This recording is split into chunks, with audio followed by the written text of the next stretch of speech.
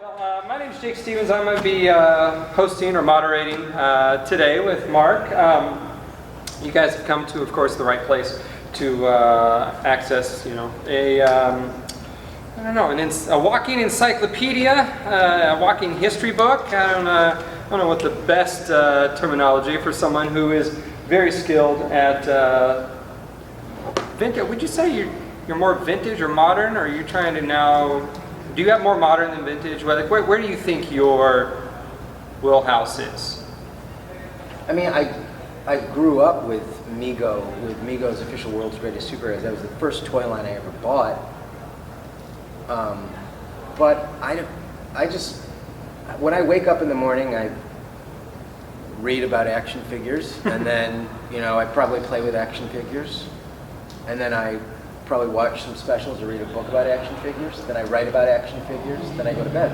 Yeah, it doesn't really matter. Like the last 6 months, we talked about this earlier, I made kind of this separate piece years ago. I'm like, I'm never going to buy every figure, vehicle, weapon, accessory, creature, playset, mail away, and promotional for the Star Wars line from 1995 all the way up to like 2014, 2015. Right. And 6 months ago I decided, well, that was stupid. I should buy all that stuff. So I've just been immersed in that. I think I finished everything. I finished the vintage line in that respect. And then I think I collected everything from 95 to like the end of Power of the Jedi. Okay, so 2001-ish? Yeah, 2001-ish. And then I finished 02, 03, right up through Revenge of the Sith. And then when Star Wars Saga came out in 2006, I went, this is nosebleedy territory. There's too many. Why do I need a 17th Luke farm boy? Right? Yeah. And then when the vintage collection came out in 2010, I started buying what I liked, and then 2 or 3 years ago I finished that line.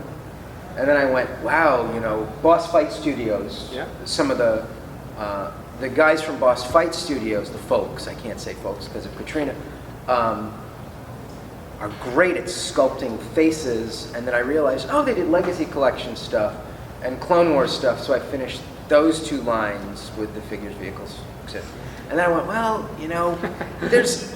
I have like 1995 to 2004 or 5. And then I have 2008 to about 2011, 20. So I might as well just finish everything. But it's, I don't know, I just love everything about the delivery, the packaging, regardless, irrespective of what brand it is. Sure, no, the modern lines have really upped their game. I mean, there's some beautiful card work out there. And there's also some not beautiful stuff. But how was that experience, though, going back and trying to do things like the vintage collection where some figures are $180 a piece now? Was that painful? Terry knows this. For some strange reason, I'll release a book, or I'll get an inkling that I want to write a book on, let's say, Transformers. Well, let me backtrack. So I think it's 2000. When did the first film come out? For Transformers? 2007, I believe. So because the rumor mill started churning, in 2007 they're going to release live action movies. When that happened in late 05, I said, can I curse? Is it okay if I curse? Be good? Sound good to me. I said, I'm not going to curse. There could be kids watching this. So I said, snap. I think I had 85% or 80% of the entire G1 Generation 1 collection from 84 to 90. So I said, well, I bet you we can capitalize on the nostalgia factor of Transformers with these films by putting out a book on vintage Transformers. So in 2005, I said, let's finish the entire G1 Transformers. So I finished that. We did the book in 06. It did well. For some reason, because I'm so plugged into that pulse, and I have a couple people that are on the inside that can kind of give me a heads up, I finished these lines before the major media tie-in comes out. So I'm going a long way around your Yeah. question. I usually finish the line right before it gains all that traction. So I finished the vintage collection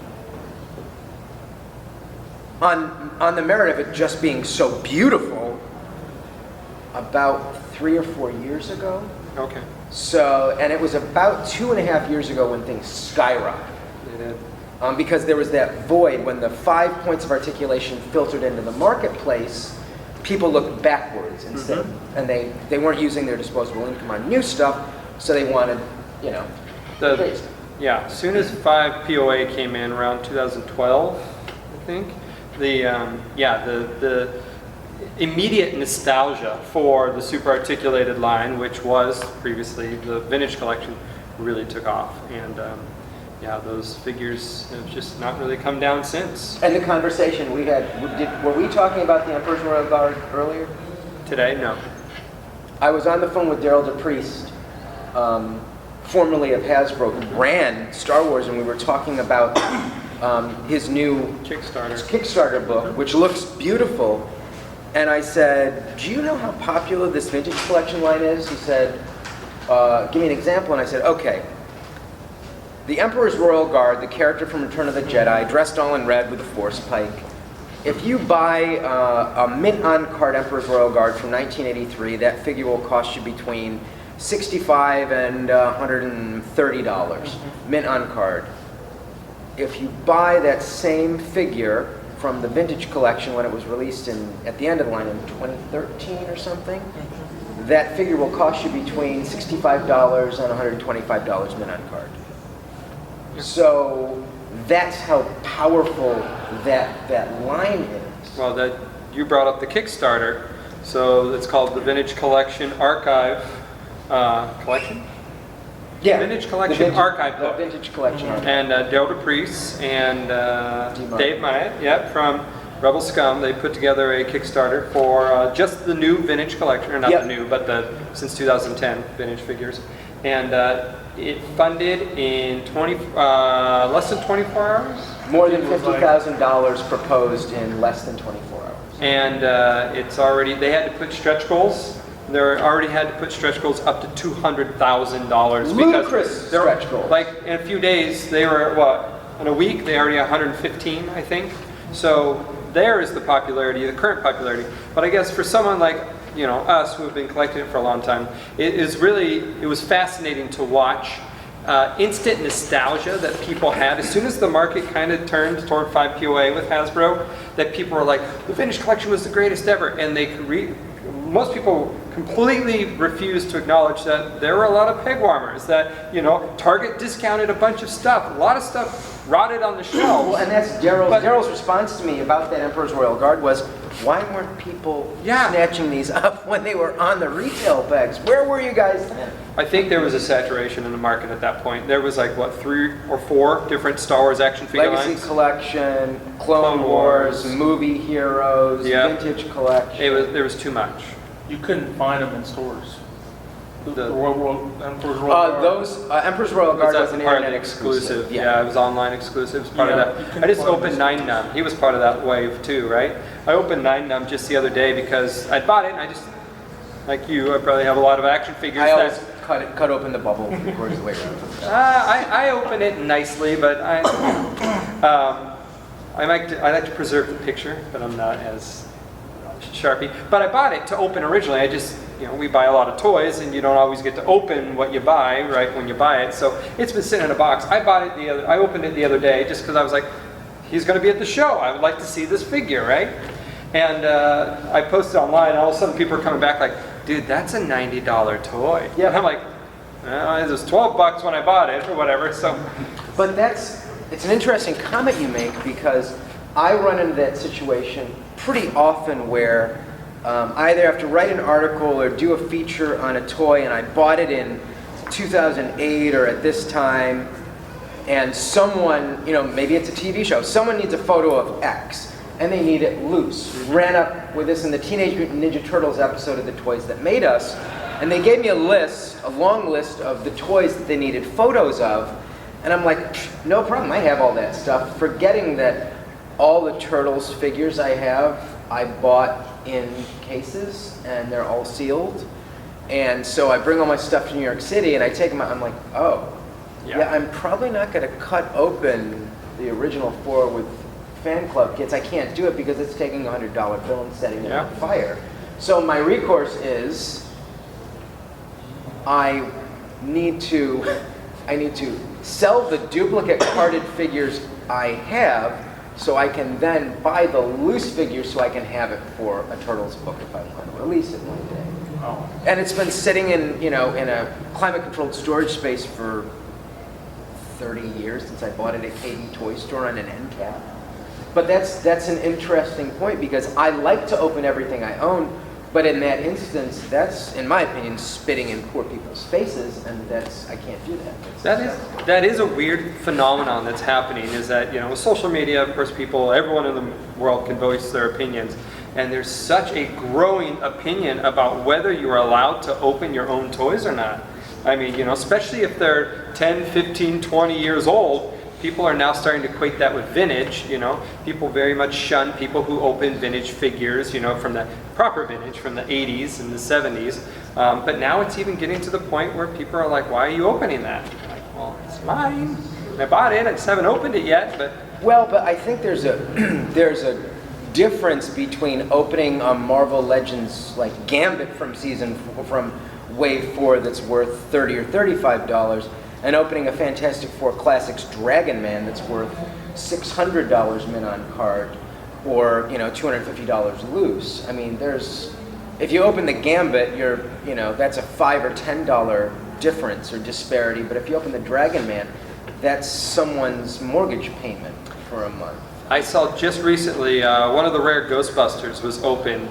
A guy opened it and recorded him opening a vintage rare. I forget what one of the later lines. The later Ecto Glow or something. Yeah, like it's that. one of the really rare ones, and he said, "It's mine. I want to open it. I have all my collection loose, And you should have seen post after post after post. We booted him from this group. We booted him from this group. We booted him from this group. He was just blacklisted. But I'm sorry. Yeah. But he could take that, put it online, sell it for $300, buy the loose piece for $75. Yeah. I'm sorry, I think it's disgusting and reprehensible, and I don't offer opinions about stuff rarely. I stay away from sex, I stay away from politics, I stay away from vulgarity, but when it comes to setting money on fire when people are starving in the world, that's disgusting. Yeah. It's also the point I hear often is like you're preserving a piece of history. When something that's really rare and still carded, and unopened, it's kind of an action figure history piece. So yeah, sure. Yeah. And it's, looking at I just put out a G.I. Joe book, and for a lot of vintage stuff, particularly the sealed and packaged stuff, that stuff is going up in value exponentially so fast that when I write a book manuscript, let's say I write it in August, it takes 4 months for that to go from printer to completed product.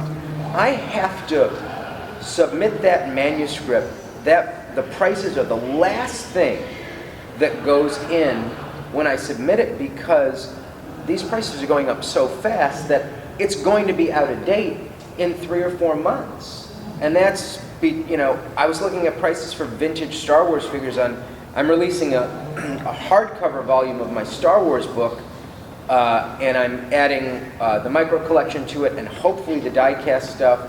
But I was looking at even Princess Leia, the original Princess Leia figure. Oh, yeah. In the old book, it was a $25 to $35 figure. Now you can loose. Now it's $85 to $110 if you could find a mint sample, and that's in 4 years. Phantom Menace, not Phantom Menace, wrong film. The Force Awakens really jumpstarted a lot of, I think, nostalgia for a lot of people who came back into the hobby because they got to see their childhood heroes again. But I don't think they dove into the new figures. They went back and dove into the old ones, and I think the prices just since 2015 have just kept going up, especially on the vintage stuff. Let's talk. And I forget that I put out the first Star Wars book in 2014. Yeah, you did. Right before Disney scrapped it and took everything. So of course there's going to be, in that half decade, yeah, tons. And say what you will about the movies or the way the franchise is going, but they do inculcate a tribe of new fans. Oh yeah. Oh, no, absolutely, absolutely. Star Wars is at fandom high. It just may not be the same fans that were in the game 5 to 10 years ago. I feel like they've got a whole new vein of popularity. But let's talk about Star Wars figures. Vintage ones are back in stores if you can find them, and not the vintage collection. But what are your thoughts on the retro collection? So Star Wars, for those who don't know, have been they took the original vintage figures, they've scanned them, and sculpted essentially reproductions of the original figures. So far there's only 7, not counting Tarkin, 6. But they look and smell and feel just like the vintage. You peel the little sticker off, they look, you know. Yeah, they the card backs are pretty close to replica on the front. On the front they are. And then the only difference is they have Hasbro stamped on them about Kenner. So, you know, this is a big thing that people, there's segments of the, fans out there that hate them because they're anti-repro and they feel like this is now a company making official reproductions. And then there's the other side who are saying, well, they're distinguishable and it's nice to have clean representations of these what are now expensive figures. So what are your thoughts on the retro collection? One of the things that stunned me when I was reinvestigating the prices for 12A, 12B, 12-back original Star Wars figures was how exorbitantly expensive some of these characters are on those cards. So I'm not going to buy them because I have the originals carded, but I think for people who can't spend $750 for like a 12-back Luke Skywalker, here's your opportunity to have something in the iconic packaging, but it is clearly distinguishable from the originals. So I don't really have a problem with that. It's, and you know what I'm talking about, it's the underhanded people who have, manufactured replica or reproduction card backs and used original bubbles and taken original figures and slapped them on there and passed them off as originals and sold them for $1,000. Those are the people that I'm worried about. I'm not. And they're so good, they even got graded. A lot of them even got graded. That's what stuns me, is that they graded them. Oh, wow, that's amazing. So, no, I don't mind it. I think it's fascinating.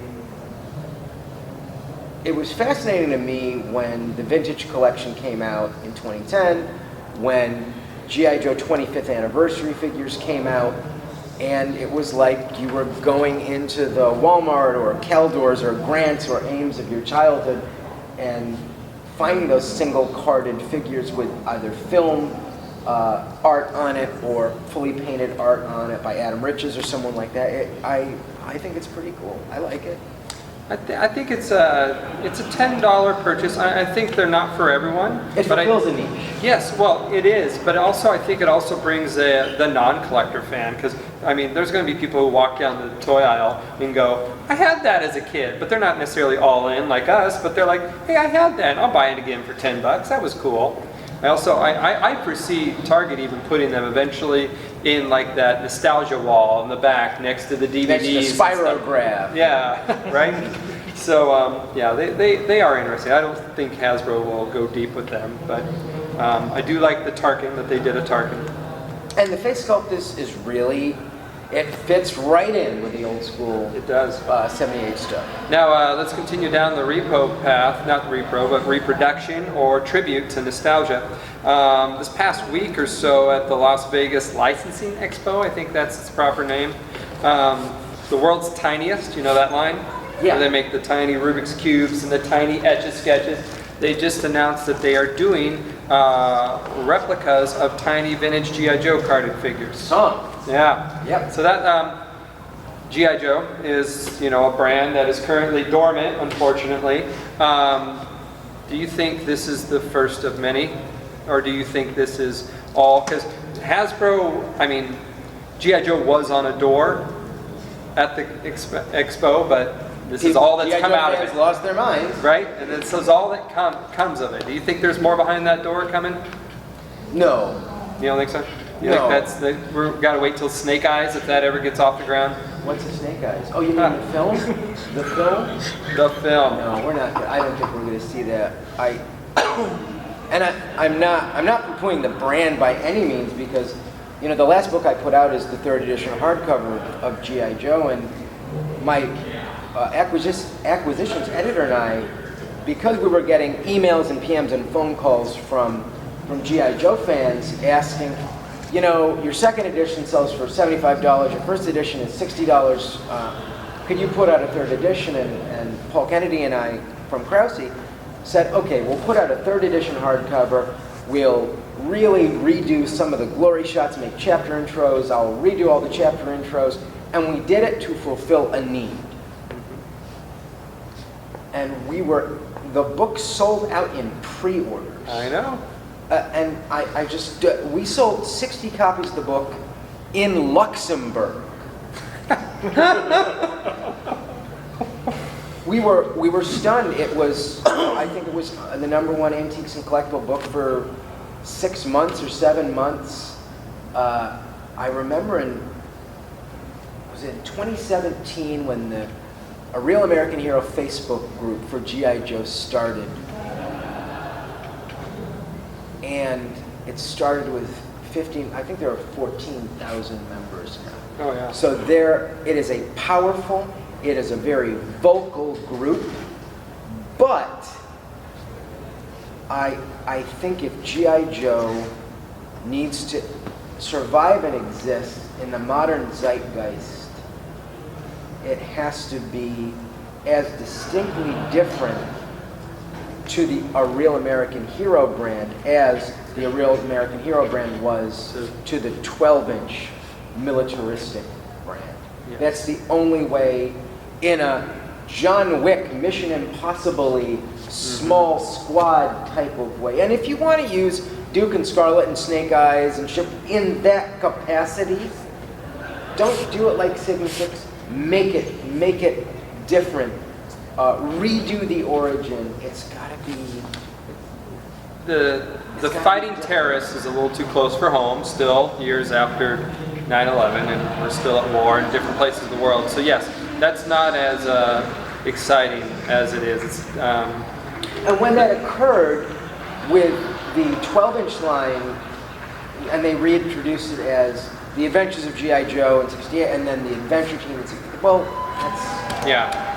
We gotta go somewhere. Yeah, we got to go somewhere. We got to go either, G.I. Joe's delved into space. It's delved into kind of fantasy with Cobra Law, and, they have, we've had zombies and we've had Eco-Force. Maybe the Eco-Force would be more relevant right now than Eco-Warriors. Eco-Warriors, Drug Warriors would be. Elimination Force, Right? Star Brigade. I think there's definitely potential in the line, but yes, rebranding, I agree. And do you just think Hasbro's not brave enough right now to go down that road? Well, I think... Because why is there no G.I. Joe? Why is it? I know why we just talked about, but they have an amazingly popular brand. They can't figure out anything to do with it? I'm not going to answer that because I can't. Yes. But I will say that there are a couple brands owned by Hasbro that are ridiculously profitable. Marvel Superheroes and Star Wars are expensive brands for Hasbro to produce figures for. So is Transformers. But because G.I. Joe and My Little Pony were conceived and originated in-house, they are extremely profitable. So to watch My Little Pony, and I've seen all 8 seasons, I love the brand. My Little Pony Friendship is Magic is as potent to me as Chuck Jones' Bugs Bunnies. To see My Little Pony succeed as well as it has been, and being rebranded as Equestria Girls, and to see G.I. Joe languish if it's done right, it can be extremely profitable for Hasbro. And Hasbro is slowly knocking on Lego's door after the sinking of Toys R Us. I think this is an opportunity that's ripe for G.I. Joe to be reintroduced. Just we don't know how to do it. Yeah. We don't know how people are going to respond socially, politically. You know where I would go? Personally, what I would love to see, and this would kind of take the war sense out of it, but I would love to see, they did it one time that I know of, a proper G.I. Joe Transformer line. Remember when they made the Snowcat? Okay. Remember when they made the Snowcat in Transformer Yes, line? sure. That was amazing. Okay. Why So, can't we go down that road? I'll tell you why. I talked with Kirk Bazigian about this many times.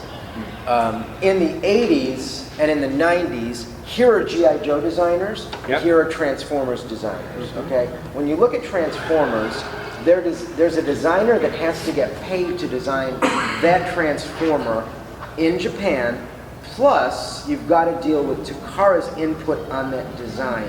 And they are very protective of the brand. And you have G.I. Joe, whose team of designers in the United States are very proud and powerful here. So the question becomes, are we going to do G.I. Joes in Transformers scale?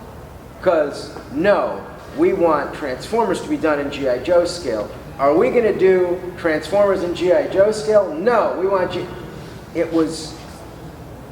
they were two very profitable, powerful lines with extremely talented designers that, because the licensing aspect is as complicated as the personalities of the designers, it was very challenging for the executives to pull that off. Yeah. I think there's magic to be done in that Oh, you mean a mashup line, kind of like Star Wars did, 3 if you will. 3/4 inch scale HISS tank that transforms into a Decepticon, Oh. yet a driver can be in the canopy and Right. in the turret. That'd be nice. Right? I think, or even not even 3 and 3 inch, not 3 3/4 scale, even just like 2 the inch. Snowcat was Yeah. just this. It would be a great concept, Call them Snowcat turns into Snowjob. Seems like a no-brainer to keep some of the branding of the license alive. But another fun one would be for them to put out a die-cast line, like a Hot Wheels type. They'll never give the license, of course, to Mattel. They're Yes. competitors, but that would be very cool to get little cars like Jazz, and they recently, what's the die-cast company that does Optimus Prime? You can find a die-cast truck of Optimus Prime. I think it's Real Steel or something like that. Steel or something like that. I have no idea. Taisto, but anyway, there's a die-cast Optimus Prime you can buy by a third company. Toys That Made Us is looking to. We've had 2 seasons so far, and the DVD. How's the DVD been going?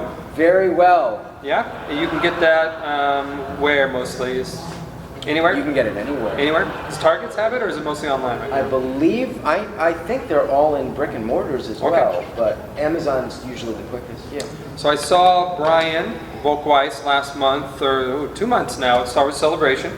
He did a quick panel on some of the outtakes from your guys' Star Wars episode, which is super large. And he presented some material there. And that is that extended version on the DVD for the Star Wars, do you know? I don't think so, because the way the format exists is you can only put about 4 hours on each disc. So we're developing a Blu-ray that's going to have a nosebleedy amount of stuff great. on it. Awesome. But actually, right before I came in here, Brian and I were talking about. My response to him is, if one more person asks me when season 3 of The Toys That Made Us is going to drop, there will be blood. Because I've been asked that 30 times today. And yes, I do know when it's Coming. and the response I can give people is, it will be out before the leaves all fall off the trees. There you go. That's the best I can give people. Before the nuclear apocalypse. Before the leaves fall off the trees this year.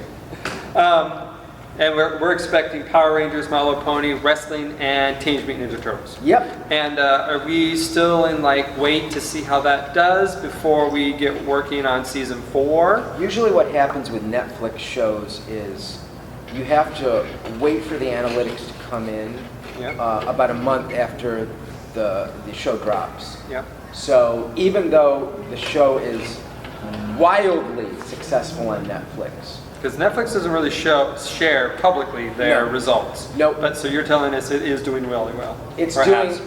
it's doing exceptionally, really ridiculously well. Perfect. So they have every motivation to fund a 4th season. So, Anything's possible. right? So 4th season, you've covered what? By the time this is out, you've already done 12 major properties. What are things that you want to go, or rabbit holes you want to go down to? Because I know our buddy Adam, who is here today, he's dying for superpowers. But that's kind of a smaller line. So would that Yeah, superpowers be like yeah. a DC Okay, episode, so maybe? as I'm developing this interminable website, and I'm focusing on the homepage of my own website, I noticed that there are really 7 great action figure brands that people respond to more than anything else. DC superheroes, Marvel superheroes, Star Wars, Transformers, G.I. Joe, He-Man and the Master of the Universe, and something else. Lego, Thundercats. No. DC superheroes, Marvel superheroes, Star Wars, Transformers, G.I. Joe, He-Man and the Master of the Universe, and something else. What am I missing? Turtles. Turtles. Okay, so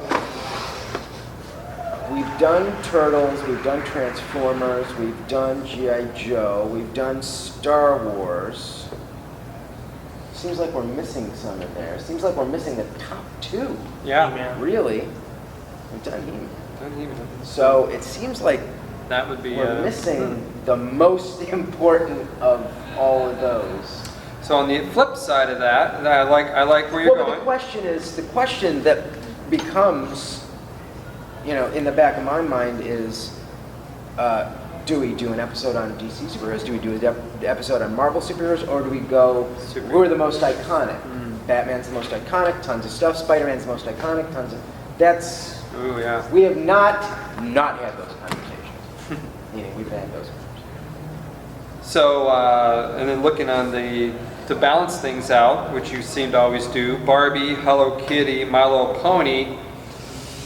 What is a big girl line? Cabbage Patch? Cabbage Patch, Strawberry Shortcake. Strawberry Shortcake, but I guess it's been rebranded a couple times. I'm gonna say the original run isn't huge, right? But Strawberry Shortcake? is the original run huge? Yeah, you had, 1, 2, My sister 3 had a few, Party but- Pleasers. You had like 5 series. Really? Sure. Okay. So she dropped off toward the Care Bears. Care Bears. Now I'm complete on Care Bears, so I would love that. Care Bear Cousins, Baby Hugs, Baby Right. Tugs, Grams. What's up? No, that's a good line. And you do all girl lines as well, right? One of my favorite toy lines of all time is Glamour Gals. Glamour Gals. And I know them because they rebranded the Star Wars Melloway Melloway kit. display kit. The stand. The stand, yep. Yeah, I actually found that 4 years ago in the original mailer box. I bought one with unapplied It is sticker. so hard to Yeah, find pictures of that thing online. It is like, I was buying the 3rd series of Glamour Gals with jewelry from a woman on a forum, and she said, I have this mail-away thing too Ha! that I bought that I opened once and put it back in there. Do you want it? And I'm thinking, oh, this has got to be like the suitcase or like some of the figures. And she shows me a picture of the mail-away stand with unapplied labels and the instructions in the original mailer box. And I said, yes, please. we can get those on the website eventually, maybe? Yes. Yes? Yeah, all the Perfect. Glamour Girl stuff. I just saw that you came across something you've been looking for, it sounded like, for years and years.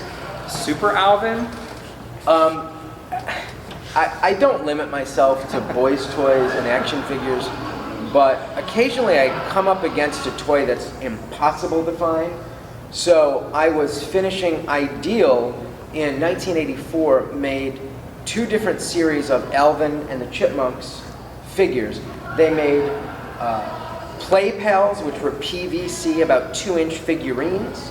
And then they made a series of posable play pals that was Elvin, Simon, Theodore, the Chipettes with soft goods outfits. They did a tour van that came with Dave that was fully posable.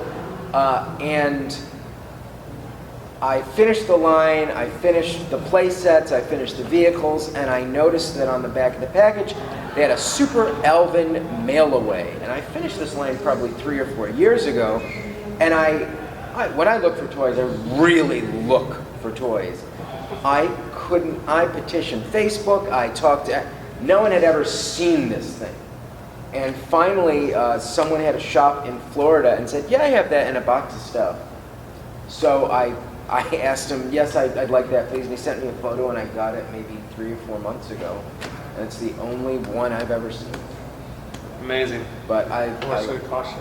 I never share what I pay for stuff. I usually try to trade, but it wasn't that much. I traded him some stuff, sent him a signed book, and it was very nice. And he even put some Smurfs in there for me, which I love, and a couple that I needed. Oh, my mom's my mom's from Belgium, so I love. That's a huge collection. Yeah. Oh, Where do you stop? I've never completed. Where do you stop with Smurfs? Smurfs? No. There are, from the windmill to Gargamel's castle to Gargamel's laboratory to Smurfette's bedroom. I will never. After having said I'm going to finish Star Wars, I will never approach finishing the Smurfs line of PVCs. No. That's a difficult one. Yeah. All right, so we've covered a lot of the big brands. What do you think the future holds? Right now we're kind of in the era, I think we'll look back on this time as of the era of nostalgia. We're going to have to name this, the retro era or something, because like you said, 25th anniversary, Star Wars Vintage Collection. Now Walmart produces Walmart, Transformer, reissues. We have the retro collection. I mean, it just seems like Strawberry Shortcake and My Little Pony are both in the store in retro packaging.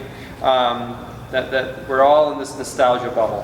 Where do you think we go from here? Are we going? How far are we out from 3D printing your toys? How far out are we from digital toys and not act? Because there's some people that want to say action figures are dying. There's rumors that Hasbro is going to stop 3 3/4 Star Wars figures. We know that G.I. Joe was one of the main proponents of 3 3/4, and they're dead in the water. 6 inch is the future. So what are some of your thoughts on where we're going in the next, 10, 15 years? Or maybe even 5? I've heard action figures are dead and print is dead for 20 years. Yeah, I hear magazine subscriptions go up like every year. And I sell more books now than I did when I started in 2004. I mean, I think it's like digital comics versus comic books. I mean, it's all well and good to read something digitally, but there's something about that tactile, about sitting there, about when I have a little bit of free time and my wife and I are hanging out in our living room and we're watching, Deadwood or The Wire or something, I'll go into a storage space, I'll grab a box of the vintage collection figures, and we'll watch something and I'll just open that box and look at those, or Pursuit of Cobra figures or 30th anniversary figures, and open it and marvel at how beautiful it is. I think the complication's going to come when the people watching this and the people in this room are all thinking about retirement and are all going to be downsizing our collections at the same time. So flood the market. That is going to be a very, very, very interesting time. Well, we're probably going to get into that era soon with Star Wars fans. But when I wrote my latest G.I. Joe book, what really fascinated me the most was how many of the people that bought the book or are members of the ARAH Facebook group that did not grow up with the brand, that came to that brand in their early 20s. They didn't live with this brand, so the more fascinating aspect is the figures or characters like Captain Gridiron or Crystal Ball or some of the later neon figures that I hated because I was accustomed to the more militaristic figures of 82, 83, 84, 85. You mean Ice Cream Trooper doesn't fit in there? But here's the thing, they're not bringing any preconceived notions to the table. So they have as much affinity for 1990s Stretcher as I do for 1986's Lifeline.